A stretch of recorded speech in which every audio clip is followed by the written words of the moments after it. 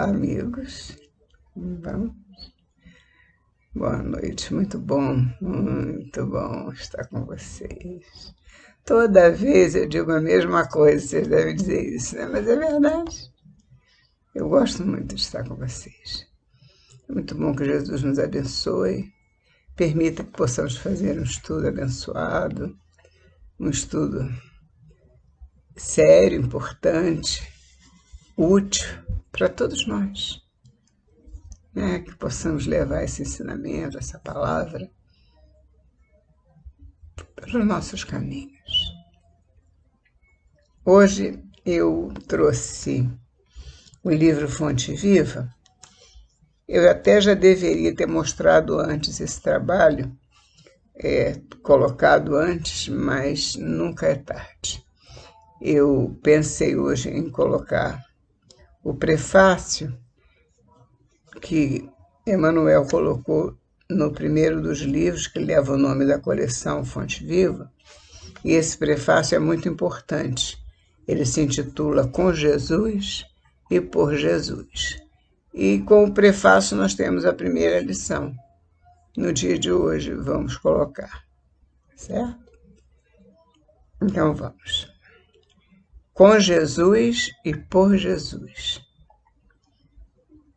Na introdução de O Livro dos Espíritos, recolhemos de Allan Kardec esta afirmação expressiva.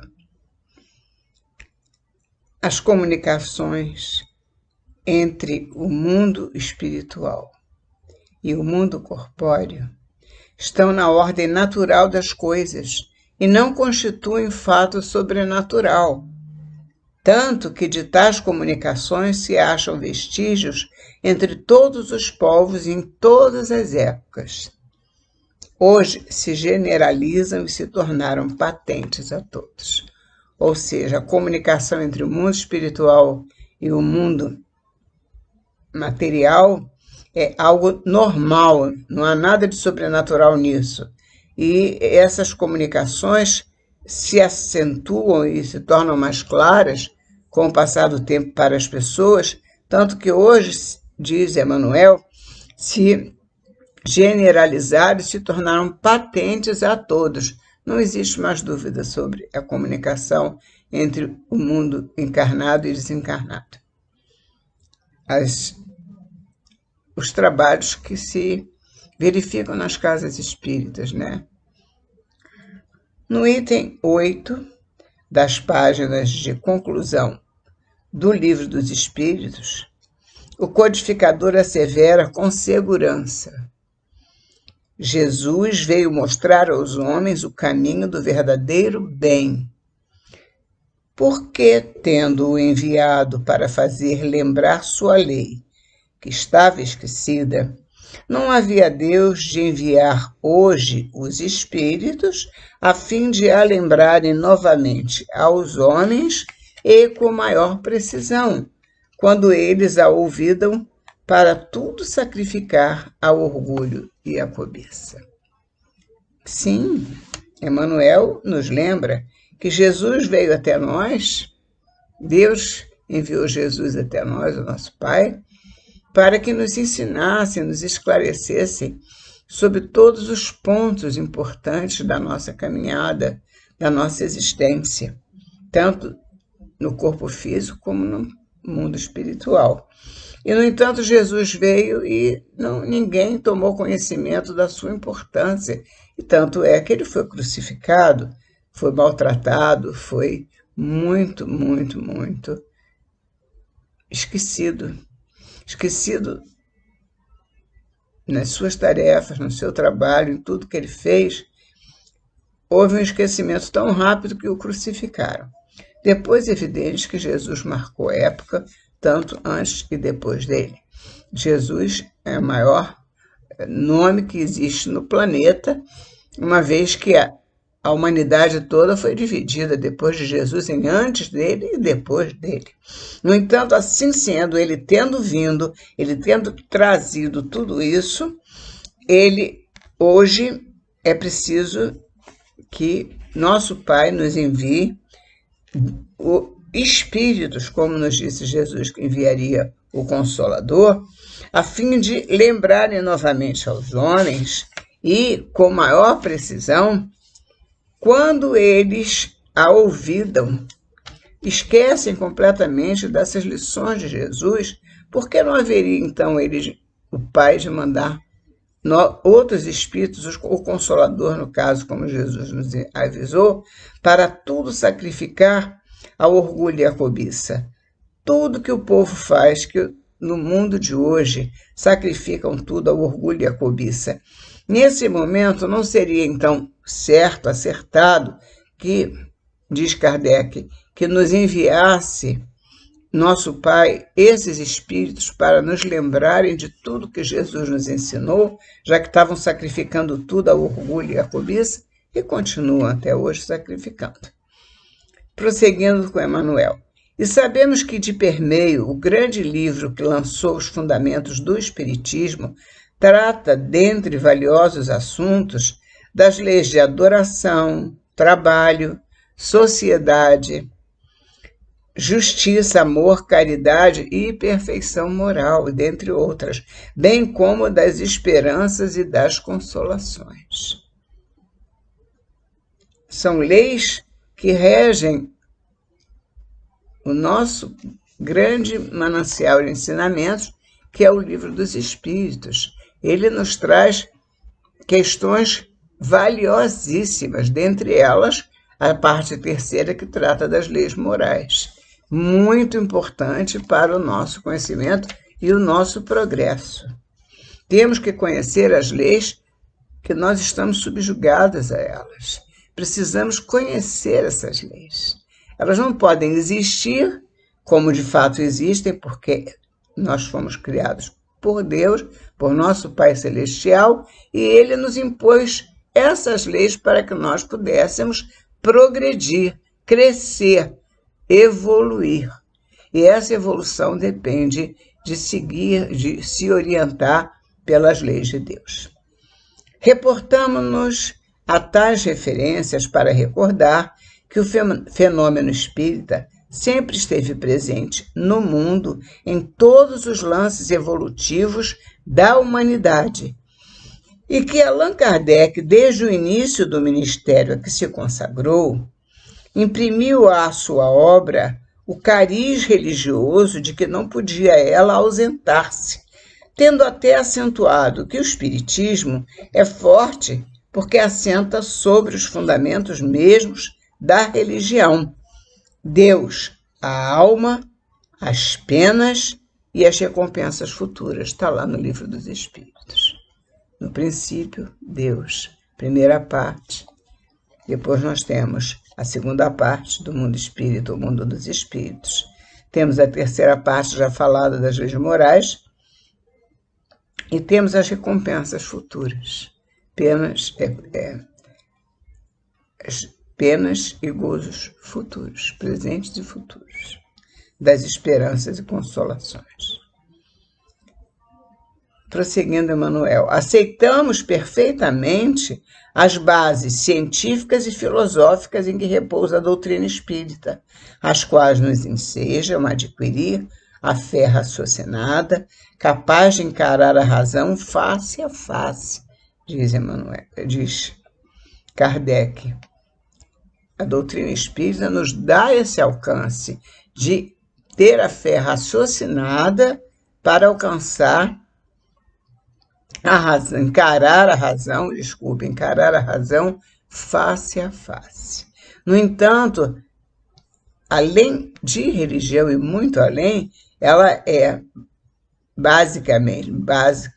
basicamente ciência e filosofia. E exatamente porque ela tem essa base de ciência e filosofia, é que ela é uma religião precisa, que nos dá essa fé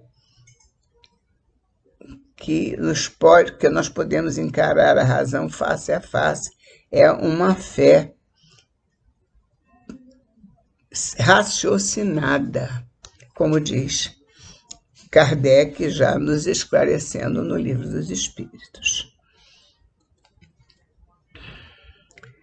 Contudo, sobre semelhantes alicerces, ou seja, a base científica, filosófica e religiosa, sobre semelhantes alicerces, vemos-la a doutrina espírita ainda e sempre em sua condição de cristianismo restaurado, porque realmente é o cristianismo onde foram colocados muitos véus sobre os ensinamentos que Jesus nos trouxe e a doutrina espírita retirou esses véus, aperfeiçoando almas e renovando a vida na terra para a vitória do infinito bem, sob a égide do Cristo, nosso divino Mestre e Senhor. O apóstolo da codificação não desconhecia o elevado mandato relativo aos princípios que compilava, e por isso mesmo, desde a primeira hora, preocupou-se com os impositivos morais de que a nova revelação se reveste, os princípios morais, tendo salientado que as consequências do Espiritismo se resumem em melhorar o homem, torná-lo melhor, nos tornar melhores. A base da doutrina espírita é tornar o homem melhor. As bases do ensinamento de Jesus é nos tornar melhores, ser amanhã melhor do que hoje. Nós conversamos quase sempre sobre isso. Prosseguindo, Emmanuel, salientando que as consequências do Espiritismo se resumem em melhorar o homem, muito melhorar o homem e, por conseguinte, torná-lo menos infeliz. O homem, quando se melhora, ele caminha em direção à felicidade, pela prática da mais pura moral evangélica. Então, ao praticar a pura moral evangélica, o homem progride, o homem evolui, ele não só evolui, como ele se melhora e encontra a felicidade que ele tanto precisa e busca. Prossegue Emmanuel. Sabemos que a retorta não sublima o caráter e que a discussão filosófica nada tem que ver com caridade e justiça. Com todo o nosso respeito, pois, pela filosofia que indaga e pela ciência que esclarece, reconheceremos sempre no Espiritismo o Evangelho do Senhor, redivivo e atuante, para instalar com Jesus a religião cósmica do amor universal e da divina sabedoria sobre a terra.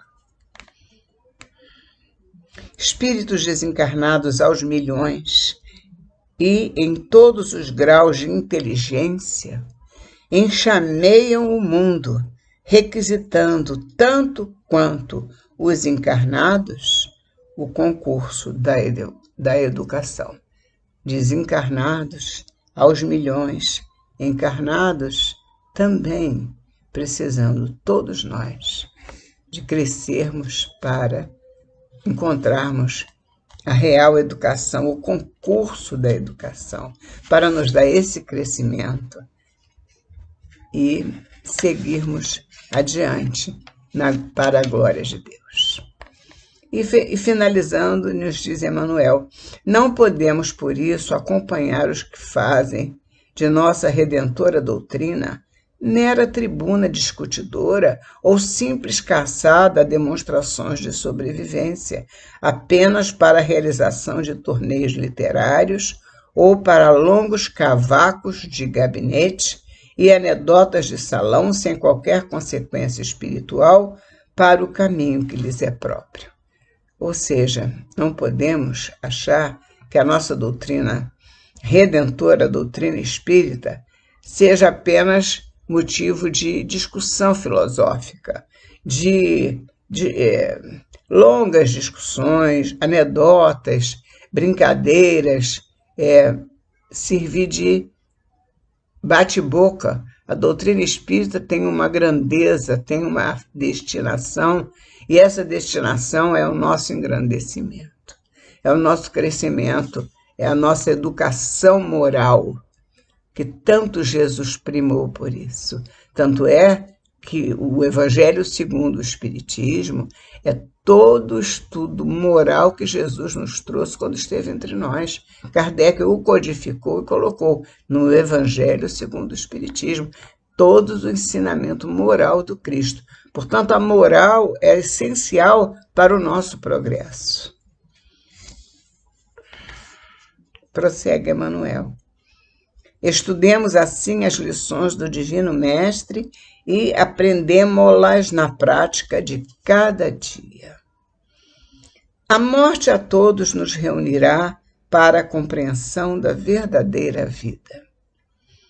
E sabendo que a justiça definir-nos-á segundo as nossas obras, a justiça há de nos definir segundo as nossas obras, abracemos a codificação kardeciana, prosseguindo para a frente com Jesus e por Jesus. E com ele faremos boas obras. Emmanuel ditou esse prefácio para Chico Xavier em Pedro Leopoldo, Minas Gerais, 11 de fevereiro de 1956. E disse na primeira lição, ante-lição: considera o que te digo, porque o Senhor te dará entendimento em tudo. Paulo 2 Timóteo 2,7. Ante a exposição da verdade, não te esquives a meditação sobre as luzes que recebes. Quem fita o céu de relance sem contemplá-lo, não enxerga as estrelas. E quem ouve uma sinfonia sem abrir-lhe a acústica da alma, não lhe percebe as notas divinas. Debalde escutarás a palavra inspirada de pregadores ardentes, se não descerrares o coração para que o teu sentimento mergulhe na claridade bendita daquela. Repetindo, debalde escutarás a palavra inspirada de pregadores ardentes, se não descerrares o coração para que o teu sentimento mergulhe na claridade bendita daquela. Inúmeros seguidores do Evangelho se queixam da incapacidade de retenção dos ensinos da Boa Nova, têm dificuldade de entender, afirmando-se ineptos à frente das novas revelações. Isto porque não dispensam maior trato à lição ouvida, não dão atenção, demorando-se longo tempo na província da distração e da leviandade. Quando a câmara permanece sombria, o quarto onde nós estamos, o ambiente onde nós estamos, somos nós quem desata o ferrolho à janela para que o sol nos visite. Dediquemos algum esforço à graça da lição e a lição nos responderá com suas graças. O apóstolo dos gentios é claro na observação. Considera o que te digo, porque então o Senhor te dará entendimento em tudo. E considerar significa examinar, atender, refletir e apreciar. Portanto, examina, atende, reflete e aprecia tudo o que te digo, porque então o Senhor te dará entendimento em tudo. Terminando, Emmanuel nos diz: estejamos, pois, convencidos de que, prestando atenção aos apontamentos do código da vida eterna, o Senhor, em retribuição à nossa boa vontade, dar-nos-á entendimento em tudo. Vamos estudar, reter o que estamos aprendendo. Se tivermos dúvida, vamos buscar os ensinamentos nas palestras, nos livros, nos companheiros de jornada, naqueles que estão mais adiantados do que nós. Vamos buscar clarear o nosso entendimento. E diante disso estaremos seguindo um bom caminho, praticando boas obras, e será justo que Deus, nosso Pai, Jesus, nosso Mestre, estará sempre nos apoiando em todos os momentos. Obrigada por mais este momento de estudo, esta noite de estudo. Obrigado por mais este dia. Assim seja. Graças a Deus.